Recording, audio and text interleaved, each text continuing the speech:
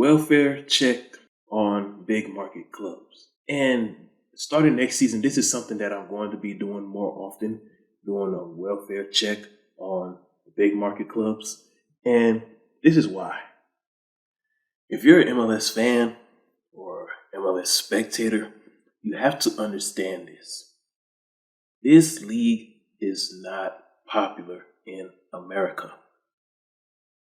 When it comes to top sports leagues, not top American sports leagues, I'm just talking top sports leagues globally in general. MLS popularity is at the bottom. Look, you got NFL, NBA, Major League Baseball, college football. But I'll put college football on top of Major League Baseball, particularly SEC, Big Ten. So you got those four. You got the Big 5 Euros. That's 9. Reports last year stated that MLS is on top of NHL. So I'll just roll with that. So you got your 4 major American sports: NFL, NBA, college football, Major League Baseball. And you got your Big 5 Euros. So that's 9. So MLS is number 10 on the list in terms of popularity, since reports suggest that MLS is more popular than NHL. So because we are supporting a league that's at the bottom in terms of popularity, markets still matter. Yes, markets still matter in the tech age for you, MLS, because you're not up there with in popularity. You're not a household name. So in the case of you, most MLS fans support the local team. You don't hear people just talking about MLS players in general when it comes to just typical sports conversations, whether you're at the barbershop, whether you're at the bar, whether you're at a house party, whether you're at a nightclub. When it comes to sports, MLS is not talked about. We already know the top sports that are talked about, and we know the players that are talked about. Like, seriously, if you go to somebody in Chicago and you ask them, did you see the Hani Mukhtar hat trick last night? They'll look at you like, what the hell are you talking about? And who the hell is Hani Mukhtar? If you go to Atlanta and you just ask a typical person about Garrett Bale, you're like, Garrett who? Who's that? That's how unpopular this sport is. And MLS fans in general, they support the local team. A lot of MLS fans do not watch multiple teams like that. A lot of them just watch their favorite team. And after they watch their favorite team, they're done watching the MLS for the day. You don't really hear about too many MLS fans watching games from 12 noon all the way to midnight, per se. However, I do believe that's going to change. That's going to eventually change if the league continues to recruit European players in their prime. Between the ages of 21 and 28. That's like the prime window for most soccer players. Is between the ages 21 and 28. 18, they're still too young. They still have maturing and developing to do. But between the ages of 21 and 28, that's when most of the players are in the prime. And if the MLS continues to recruit, not only recruit, but be able to get guys like Ricky Puig. Did you see that long goal he had last night? Guys like Cucho Hernandez. I don't even have to talk about Cucho Hernandez. You already know my thoughts towards Cucho Hernandez. Christian Benteke. Now, no, he's only 31, but I still see potential. He still has some gas left in the tank. And he doesn't look like a guy that's going to be injury prone. Insigne, Bernardeschi, potential. And even though Insigne is also 31 years old, I still see enough gas left in the tank for him to perform at a high level. These guys need to learn from LeBron James. I think that a lot of MLS players, especially the European stars, the ones that just migrated from Europe in the off season, I think they should find some way to network with LeBron James's health and nutritionist and his whole strength and conditioning staff. I really believe that a lot of MLS players will benefit from that. And also you, John Durant. I really hope that a guy like LeBron James can be your mentor during this offseason. Now, I know he's going to be busy during his regular season. So, because MLS offseason is NBA regular season. So, hopefully sometime next summer, you, John Durant, could network with LeBron James. Because I really believe that you have a potential of being the face of American soccer, and you just need a good mentor that can help you grow and mature. Since we're talking about big market teams, I'm going to start off with Chicago. Chicago, I don't know what has happened. Before, during the All-Star break, it looked like you were there. You were right at the line. At one point, you're the 7th seed. Ever since we came from All-Star break, you have fallen off. And this is all coaching. And this is a topic that I've been trying to avoid. This is something that I really didn't want to talk much about because when it comes to minority coaches, well, black coaches in general in the MLS, there's not a lot of black coaches. But Ezra Hendrickson, it's not looking good, man. You have decent players. You have a talented roster. What is the issue? Whenever a team has a talented roster and they're not performing well, the blame goes on the coaching.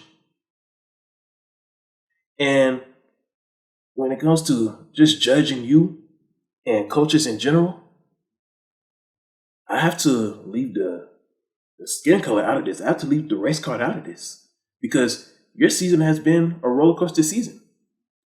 You started off good, then you started to tank. You went down.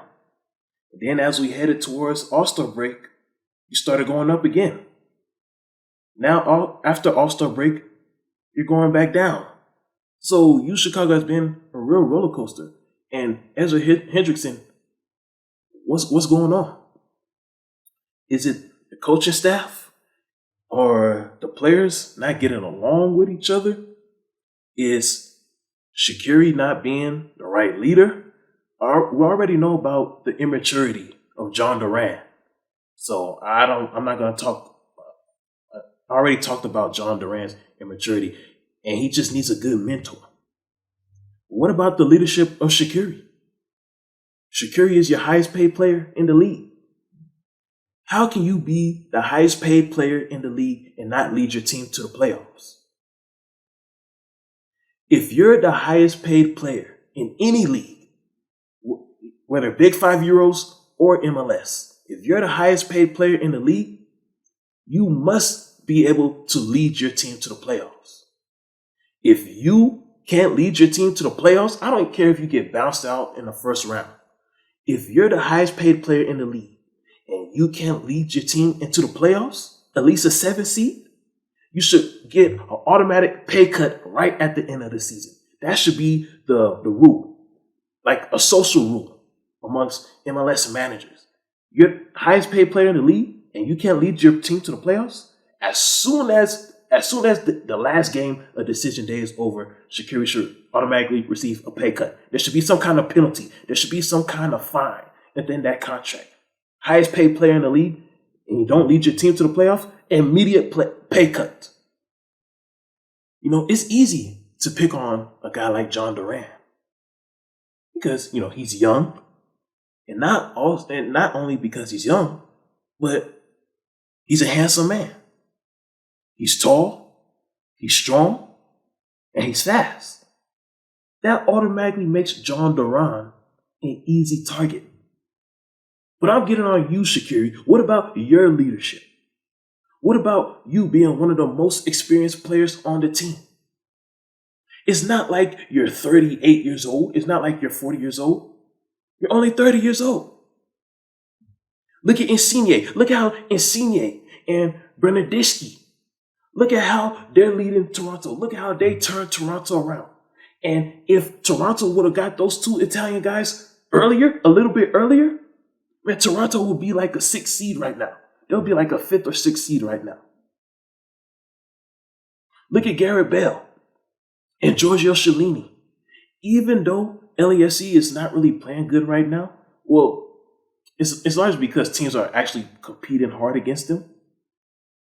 But LAFC, they're going to make a playoff run. But don't get fooled by this LAFC losing streak right now. They're going to turn it around. Look, Supporter Shield is not everything. MLS Cup title, you get that MLS Cup title, then you get to play in the Campeones Cup. So Supporter Shield is not everything. I don't know why a lot of teams like to give their all for Supporter Shield to begin with, but I'm not going to talk too much about that. Look at Christian Benteke for DC United. He's 30 years old, in your same age range. Shakira. Well, he only played like, 1 or 2 games? Look at the immediate impact he's having on his team. Now, Shakira, you started the season off pretty good, pretty decent. But when a team is slacking like this is when we look at your leadership, Mr. Highest paid player in the MLS. You cannot be the highest paid player in the MLS and not lead your team to the playoffs. You cannot be the highest paid player in the MLS and your team is at the bottom of a weaker conference. The Eastern Conference is weaker than the Western Conference. Now moving on to NYCFC. NYCFC. The loss of Tati Castellanos is still evident. Huber, he's 31 years old. Nah, that's not going to work. Nah, City Football Group. Nah, Abu Dhabi. You are not going to present the people of New York Tati Castellanos' replacement with an older developmental player who's up there in age. Listen, correct me if I'm wrong about Huber. I never heard about Huber or Heber. Please, sorry if I mispronounced the name. But you're 30 at the age of 31, and you're labeled as a developmental guy? No, you cannot replace a superstar player with a developmental player in NYCFC. That doesn't work for you. Listen, NYCFC, I don't want to hear anything about salary cap. Your owner is the Abu Dhabi royal family. These are not only wealthy people. These are people that creates wealth. So don't tell me that you're limited by salary cap and you can't go out and find great players. You know how to find great players because you create wealth. And if LAFC can go out and find players, you can do 10 times more than LAFC because you're worth more than LAFC. So I don't want to hear anything about any salary cap or any salary limitations when it comes to you, NYCFC, because your owner is an owner that creates wealth. NYCFC, you got a Campeones Cup coming up within 2 weeks. 2 weeks from today, September 14th. You better get it together by that time. You better get it together. I don't know how you're going to be able to. I don't know what's the signing rules because the transfer market is closed. So I don't know what the free agent market is like. I don't know what the trading market is like, Abu Dhabi City Football Group. But you better not embarrass the MLS on September 14th. You better get it together. We don't want to wait until the playoffs for you to get it together. NYCFC, your playoffs starts on September 14th. Your playoff does not start in October. Your playoff starts in the Campeones Cup against Atlas. So NYCFC, you better get it together. And I don't mean I'm sorry if I come across as disrespectful to Herbert, but look who we're replacing. We're replacing Tati Castellanos. This guy he's the next Ronaldo. Tati Castellanos is the next Ronaldo. He's a global icon. He has the looks and he has the skills. How can you replace a young Ronaldo with a guy who most likely will be thinking about planning on retiring within the next 4 to 5 years?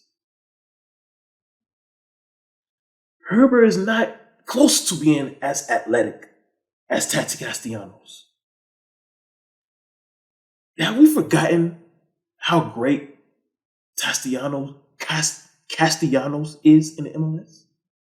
I remember watching NYCFC games with Castellanos where defenders didn't even think about touching him when he had the ball.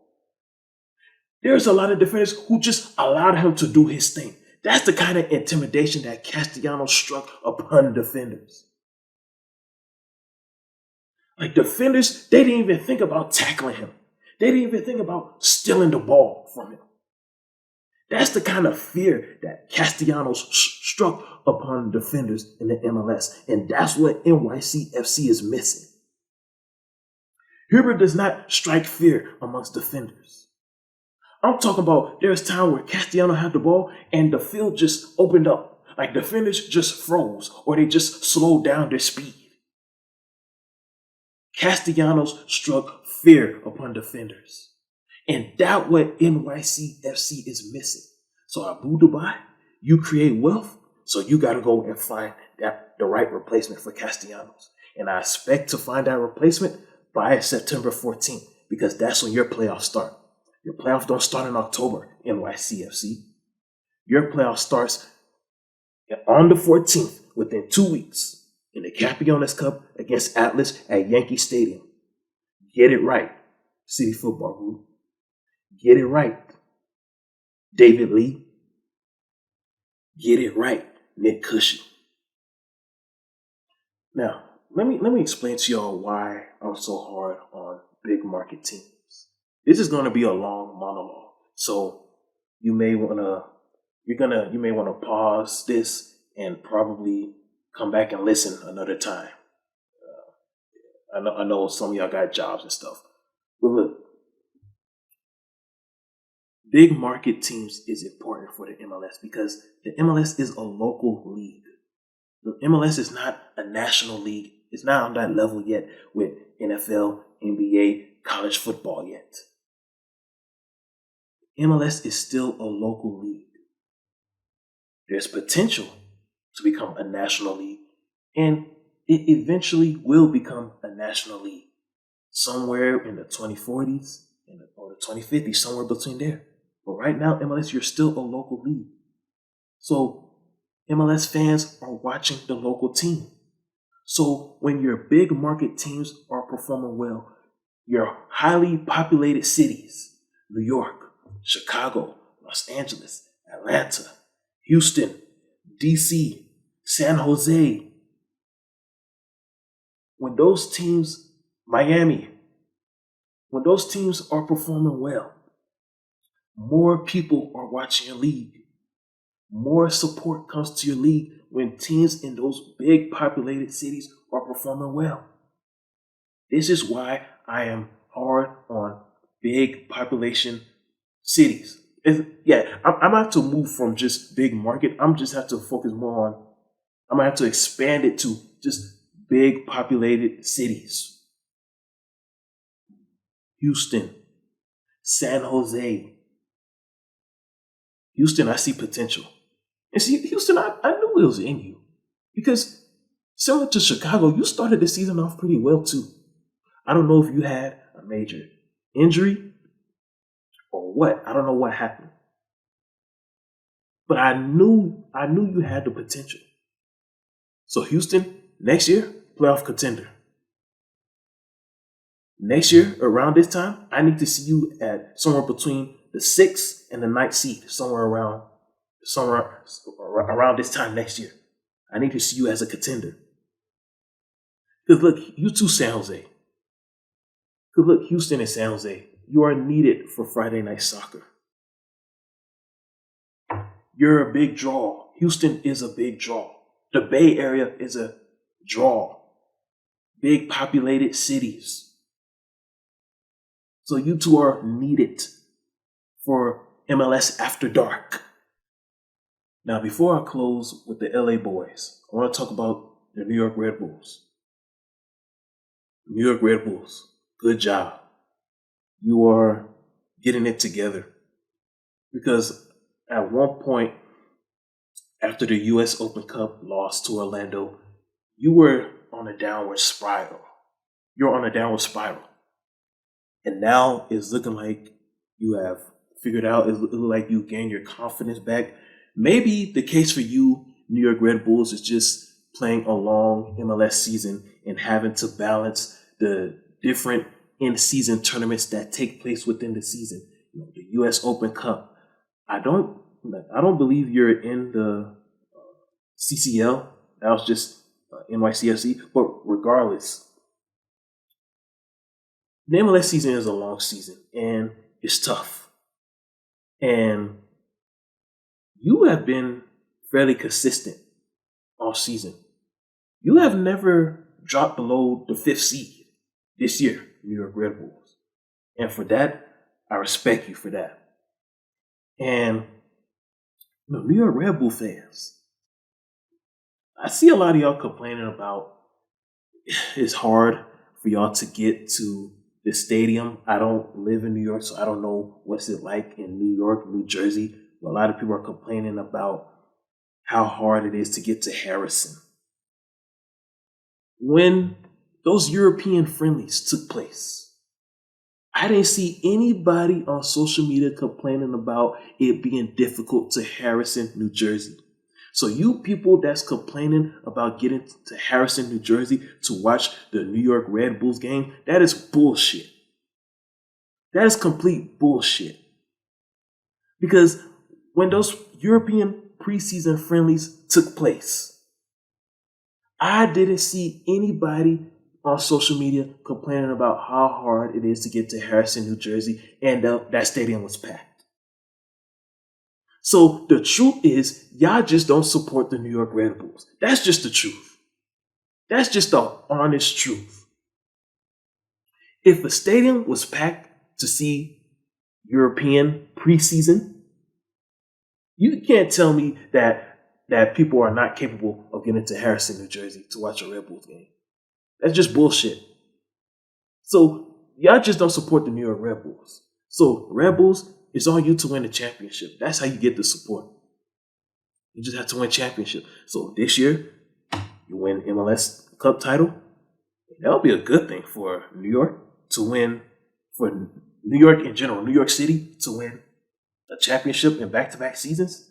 In 2021, you had NYCFC. And in 2022, New York Red Bulls.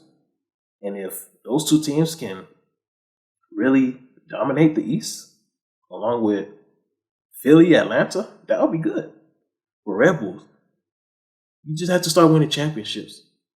Because this whole excuse about it's hard to get to Harrison, New Jersey, that's BS. Because people were able to make it for those European preseason friendlies. So they just don't respect you, Red Bulls. So you gain their respect, you just got to start winning championships. It's that simple. And if Philadelphia wins a championship before you, Red Bulls, it's going to be hard for you. It's already hard for you right now because the homeless team, that's just a big sign of embarrassment. The homeless team has already won a championship before you, Red Bulls. It doesn't get any worse than that. But if Philly wins a championship before you, that's going to be even worse. Red Bulls, you have to play the rest of this season and the playoffs like your livelihood is on the line. The same way you played that US Open Cup against NYCFC, like your livelihood was on the line. Once this playoffs start, you have to be that same way. Now, I'm not saying the rest of this season because you don't want to, you're going to be in. As long as you clinch a spot, you're good. You secure a top 4 seed, you're good. You at least have one home game in the playoffs.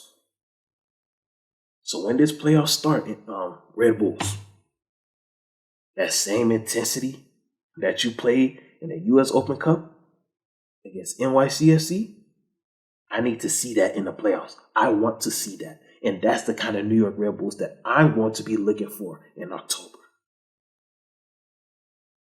Now, the LA boys, because I don't want to go over 30 minutes. LAFC, I'm not worried about you. I already told you, you're a star-powered team. So every team is going to give you their all. It doesn't matter if it's teams at the bottom, like San Jose, Houston. It doesn't matter if it's teams in the middle, like Vancouver. It doesn't matter. Every team you play is going to give you their all. As a result of that, that may cause you to lose the supporter shield. If you don't win the supporter shield, so what, LAFC? It's a regular season title. Your goal should be MLS Cup title, Campeones Cup title, CONCACAF Champions League title. That is what you're built for, LAFC. And look, if you want to continue to put Celini and Bell on load management for the rest of this season, then go ahead and do it. Who cares about critics? Look, I criticize you. That's my job. That's my job. If somebody in the media or fans criticize you, so what, LAFC? That's just what we do. We're looking for something to talk about. Don't force those guys to play for the rest of this regular season if you know that your bigger goal is to save them for the playoffs and you know your bigger goal is to save them for a CCL run next year. If you want to sit them for the rest of the season, do it. Because LAFC, if you don't win a championship this year, it's going to look really bad on you. And the coach, Steve Chowandolo, all the blame is going to go on you if LAFC doesn't win the championship. Hollywood is going to blame you. And I know this is only your first year, but look, you work for Hollywood.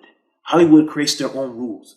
Hollywood doesn't care if it's your first year. You're still on the hot seat. Hollywood has their own rules when it comes to sports entertainment. They don't care about, he's only been coaching for a 1 year. He's only been coaching for a couple months. If Hollywood doesn't believe you're doing the right job, they're going to replace you. So, LAFC, Coach Chorondolo, you're on the hot seat. Because your team is not looking like a championship team right now. And if y'all don't win an MLS Cup title this year,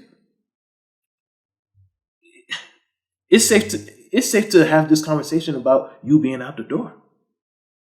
That's just reality. That's Hollywood. Hollywood is cutthroat.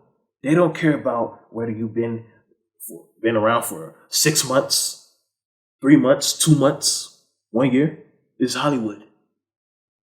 LA Galaxy, you put yourself in the same position that you were in last season. And it's looking like you're going to need a win on decision day to get into the playoffs.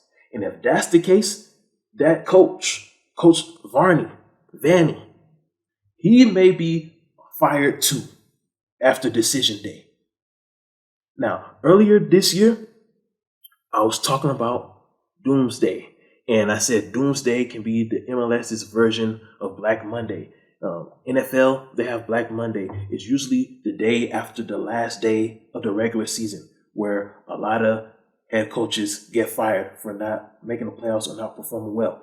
But a lot of NFL teams are starting to mess up the Black Monday tradition because they're rushing to fire their coach during the season. They're not waiting to fire their coach on the day after week 17 or week 18. They're firing the coach in week 14, week 10.